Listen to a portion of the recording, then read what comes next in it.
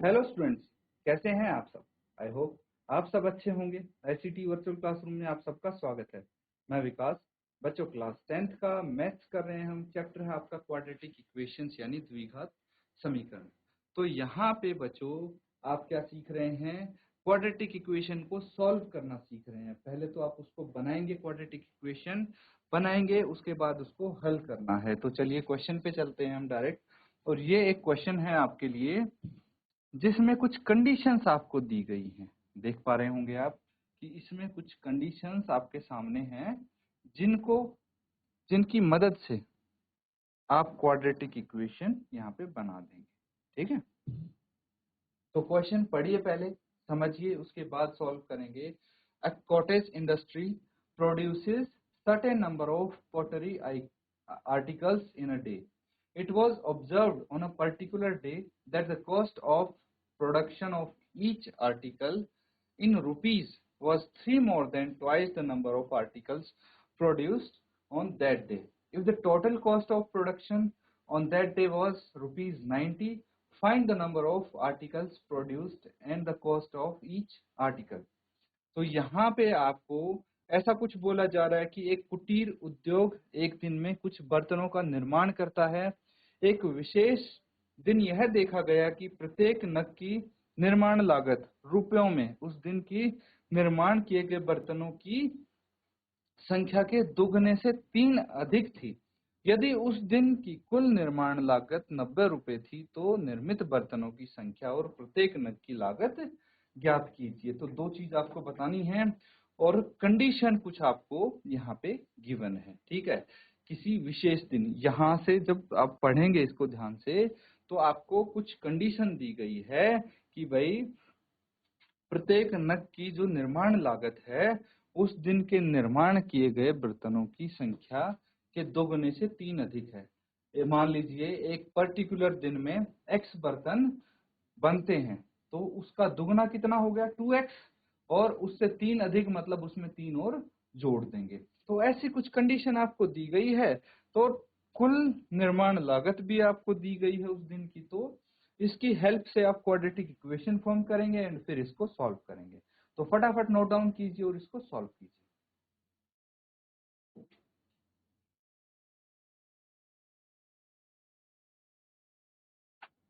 तो बच्चों, I hope आपने इसको जरूर सॉल्व किया होगा। देखिए, यहाँ पे सबसे पहले हमें क्या करना है वो चीज ध्यान दीजिए आप। सबसे पहले आपको क्वाड्रेटिक इक्वेशन फॉर्म करनी है, क्वाड्रेटिक इक्वेशन बनानी है। तो क्वाड्रेटिक इक्वेशन बनाने के लिए क्या पूछा गया है उस पर ध्यान दीजिए। सबसे पहले आपसे पूछा गया find the number of articles produced and the cost of each article.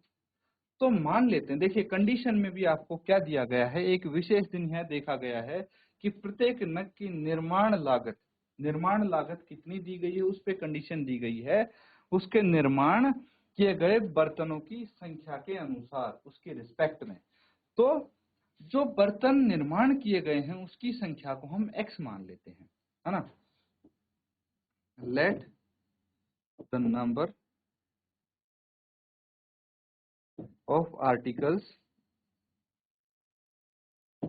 let the number of articles produced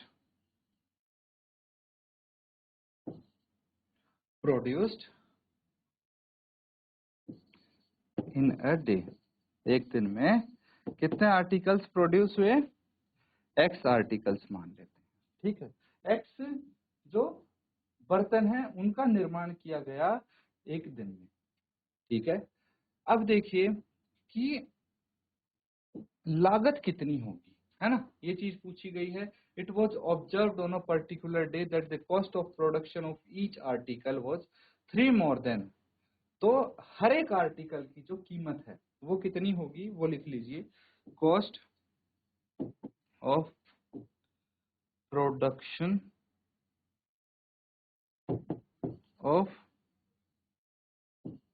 each article in a day. वही उस दिन प्रत्येक आर्टिकल की जो कीमत है वो कितनी होगी, जो नंबर ऑफ आर्टिकल है उसका 2 गुने से 3 अधिक रुपए में होगी, है ना।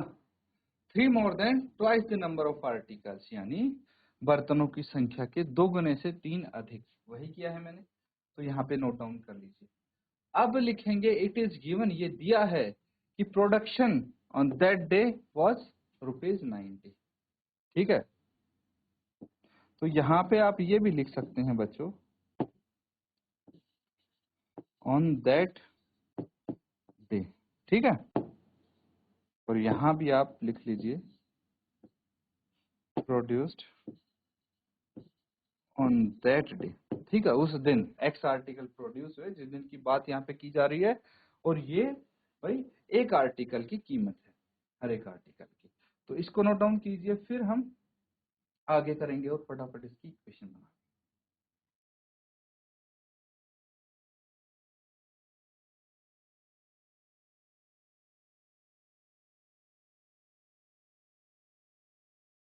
तो बच्चों ये कर लिया है आपने नोट डाउन। अब आप लिखेंगे it is given that the cost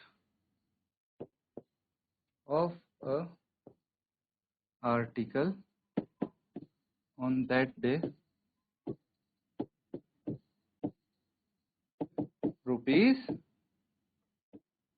₹90।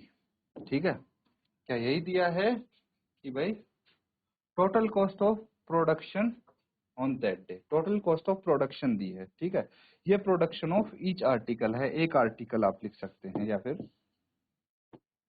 Of one article.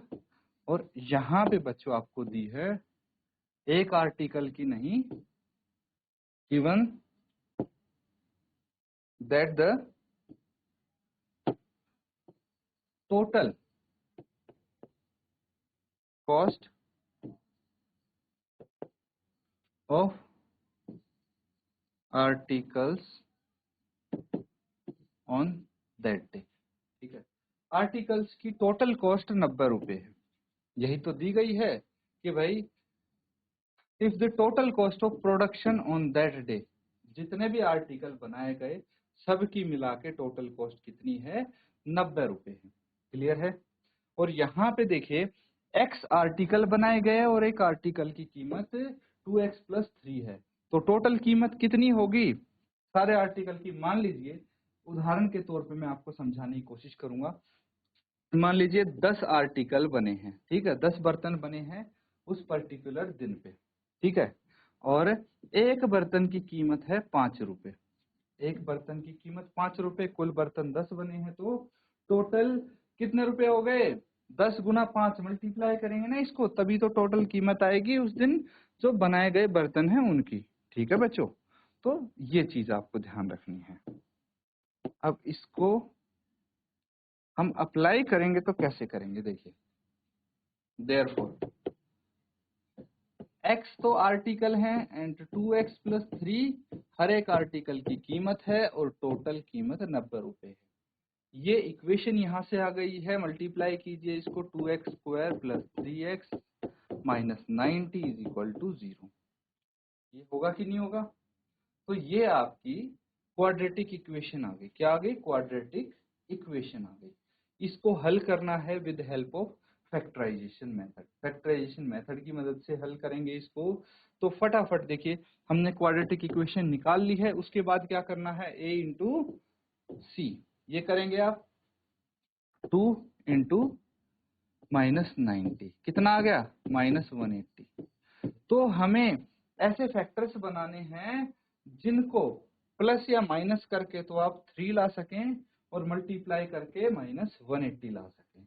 तो 180 के आप फैक्टर्स बनाइए और उसके बाद ऐसे दो नंबर्स पे पहुंचना है जो फैक्टर्स प्लस माइनस करके ये बीच वाली टर्म बना सके, या फिर बीच वाली टर्म को स्प्लिट करके हम इन फैक्टर्स के बराबर ला सके। क्लियर है, अभी तक जैसे करते आए हैं। तो फटाफट एक बार आप कोशिश कीजिए, ट्राई कीजिए इसको। यहाँ तक तो हमने कर लिया है, आगे आप एक बार खुद कोशिश करेंगे, उसके बाद हम इसको साथ में सॉल्व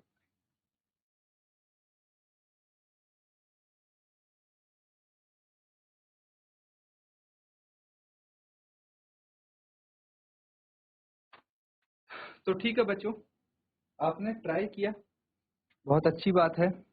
अब साथ में देखिए कैसे आपने ट्राई किया, चेक करिए। इसके आप फैक्टर्स बना लेंगे। सबसे पहले 90, फिर 2 से 45, फिर 3 से 15, फिर 3 से 5, यही है। अब बहुत सारे नंबर्स हो गए आपके पास, है ना। 2 इंटू 2 इंटू 3 इंटू 3 इंटू 5। हमें दो संख्याएं चाहिए, है ना, दो संख्याएं चाहिए जिनको भाई माइनस करके, क्योंकि ऐड करके 3 लाना तो पॉसिबल है नहीं इतने सारे नंबर्स में से, है ना। तो इनको मल्टीप्लाई हम करेंगे और हमें दो नंबर्स बनाने हैं जिनको हम ऐड या मतलब सब्ट्रैक्ट करके ही आएगा, सब्ट्रैक्ट करके 3 ला सकें। और ऑब्वियसली इनको मल्टीप्लाई करके आपका 180 ही आएगा, है ना, 180 ही आएगा, क्योंकि 180 के प्राइम फैक्टर्स हैं ये, इसीलिए 180 आएगा। अब जो नेगेटिव साइन है इसका हम लास्ट में डिसाइड करेंगे क्या करना है, ठीक है। तो सबसे पहले पेयर बनाने की कोशिश कीजिए। 2 इंटू 2 4, है ना। अगर मैं इन दो को मल्टीप्लाई करता हूं पहले सिर्फ, और इनको करता हूं, तो क्या, अब मल्टीप्लाई मत करिए, सोच के देखिए। 3 इंटू 3 इंटू 5 काफी बड़ा नंबर होगा, 2 इंटू 2 छोटा होगा, तो यहाँ बात नहीं बनने वाली, यहाँ डिफरेंस 3 नहीं आने वाला है। तो कुछ और सोचते हैं। अगर मैं 2 इंटू 2 4, 4 इंटू 3 12 करता हूँ, है ना, इनको मल्टीप्लाई कर लिया 12 आ गया, 5 इंटू 3 को मल्टीप्लाई किया 15 आ गया। देखिए इनका अंतर 3 है, डिफरेंस 3 है, यहाँ हमारी बात बन जाएगी। अब दिक्कत क्या है, हमें माइनस साइन चाहिए, है ना, तभी तो हम घटा पाएंगे। तो माइनस साइन चाहिए, तो इन दोनों में से एक नंबर नेगेटिव होगा, एक ऋणात्मक संख्या होगी। वो कौन सी होगी, वो यहाँ से पता लगेगी बच्चों। कैसे पता लगेगी, इसको देखिए, ये +3 है, क्या है, +3 है। तो इन दोनों को माइनस करके आंसर आपका +3 आना चाहिए। मतलब बड़ी संख्या पॉजिटिव होगी, छोटी संख्या नेगेटिव होगी, तभी तो +3 आएगा। तो बस यही चीज हमें फाइंड आउट करनी है। 2x square plus 15x minus 12x minus 90 is equal to 0। ठीक है, इस तरह से कर देंगे। अब कॉमन ले लीजिए, क्या आ जाएगा, x कॉमन आ गया यहाँ पे, तो 2x प्लस 15 माइनस, यहाँ पे क्या कॉमन आएगा देखिए, यहाँ पे अगर मैं देखूं तो 6 कॉमन आ जाना चाहिए। कितना आ जाएगा, अगर -6 मैंने कॉमन ले लिया तो ये 2 बच गया, x बच गया, एंड प्लस कितना आ गया 15 इज इक्वल टू 0। ठीक है, 6 कॉमन निकालने पे यह 2x प्लस 15 कॉमन निकाल लीजिए आप यहाँ से, और ये बच जाएगा x minus 6 is equal to 0। आया कि नहीं आया। अब क्या करना है, एक बार तो आप 2x प्लस 15 को 0 के बराबर रखेंगे, और एक बार x माइनस 6 को 0 के बराबर। ये समझ में आ गया। अब क्या करना है, x की वैल्यू निकालेंगे, -15/2 आ गई, और यहाँ पे x की वैल्यू 6 आ गई कि नहीं आ गई। अब मुझे बताइए कि एक दिन में हम बर्तन बना रहे हैं, या तो 6 बर्तन यानी 6 आर्टिकल बना रहे हैं, या फिर -15/2 आर्टिकल्स बना रहे हैं, है ना। तो आपको क्या लगता है कौन सा आंसर सही होना चाहिए, कौन सा गलत। तो आपको भी पता है कि नंबर ऑफ आर्टिकल्स जो बना रहे हैं, नेगेटिव में तो नहीं बना सकते ना हम, भाई ज्यादा से ज्यादा कोई काम करेगा ही नहीं, तो 0 आर्टिकल्स बनेंगे। -1 कैसे बन जाएगा, है ना, नहीं बनेगा। तो नेगेटिव में आर्टिकल्स बन नहीं सकते, तो आप लिखेंगे number of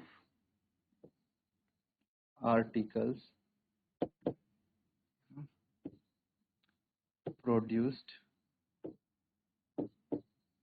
can not be negative, है ना, नेगेटिव नहीं हो सकते number of articles, therefore for articles produced in a day is equal to 6। एक दिन में 6 आर्टिकल प्रोड्यूस हुए, ठीक है, आप लिख लेंगे। और क्या पूछा है आपसे, और पूछा है आपसे कि भाई कीमत क्या होगी, है ना, 10 cost of article produced on that day. X की वैल्यू रख दीजिए 2 इंटू 6 प्लस 3 कितना आ गया, ये आ गया ₹15, है ना। 6 दूनी 12 प्लस 3 15, ये आपका आंसर होगा। नोट डाउन कर लीजिए बच्चों।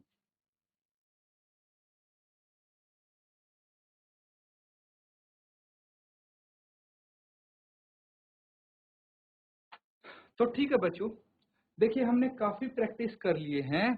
कौन सा, फैक्टराइजेशन मेथड। तो फैक्टराइजेशन मेथड से आप सॉल्व करते हैं और अच्छे से आपने इसको प्रैक्टिस कर लिया है, कोई दिक्कत नहीं है। अब एक और तरीका सीखेंगे हम, ठीक है। एक और तरीका हम यहाँ पे सीखेंगे जिसको बोलते हैं क्वाड्रेटिक फॉर्मूला। क्वाड्रेटिक फॉर्मूला यानी द्विघाती सूत्र, ठीक है। क्वाड्रेटिक फॉर्मूला, द्विघाती सूत्र हम यहाँ पे सीखने वाले हैं। अब क्या होता है क्वाड्रेटिक फॉर्मूला, द्विघाती सूत्र, ये देखिए। अगर आपके पास ax² plus bx plus c, ये क्वाड्रेटिक इक्वेशन इस फॉर्म में है, इसी फॉर्म में होती है, तो आपको पता है अब a b c क्या होता है ना। हमें रूट्स निकालने हैं, इसके x की वैल्यू निकालनी है, तो एक फॉर्मूला लगाते हैं और उसके थ्रू हम डायरेक्ट फॉर्मूला लगा के वैल्यूज रखेंगे, आंसर आपके आ जाएंगे। ये होता है क्वाड्रेटिक फॉर्मूला। फॉर्मूला लिखिए -b plus minus √b² minus 4ac upon 2a। This is your quadratic formula. अब इसको आपको सीखना है, ठीक है। अब इसमें जो ये है ना √b² माइनस 4ac, ये क्या है, दिस इज डिस्क्रिमिनेंट। इसको डिस्क्रिमिनेंट बोलते हैं, यानी विविक्त कर, ठीक है, हिंदी में विविक्त कर बोलते। तो ये बेसिक चीज है, ये समझ जाइए आप। ये दूसरा तरीका है जिसकी मदद से हम क्वाड्रेटिक इक्वेशन को सॉल्व कर सकते हैं। एक तो हमने फैक्टराइजेशन मेथड सीख लिया है कि बीच वाली टर्म को स्प्लिट करना है और आपके रूट्स आ जाएंगे। लेकिन अगर वो तरीका यूज नहीं करना चाहते या फिर आपको बोल दिया कि क्वाड्रेटिक फॉर्मूले से आप हल करेंगे, तो ये फॉर्मूला लगा देंगे और इससे हल करेंगे। और ये जो मैंने बताया है b² माइनस 4ac का वर्गमूल, ये होता है डिस्क्रिमिनेंट विविक्त। अभी आप इतना जान लीजिए इस मेथड के बारे में। बाकी जब क्वेश्चंस प्रैक्टिस करेंगे तो अच्छे से आपका ये तरीका भी प्रैक्टिस हो जाएगा, ठीक है बच्चों। तो इसी तरह से आप प्रैक्टिस करते रहिए क्वेश्चंस को और अलग अलग मेथड जो हम कर रहे हैं उनको, ताकि अच्छे से आप अपने एग्जाम में क्वेश्चंस कर पाओ। इसी के साथ आज का सेशन यहाँ पे एंड करेंगे बच्चों। Thank you and have a nice day.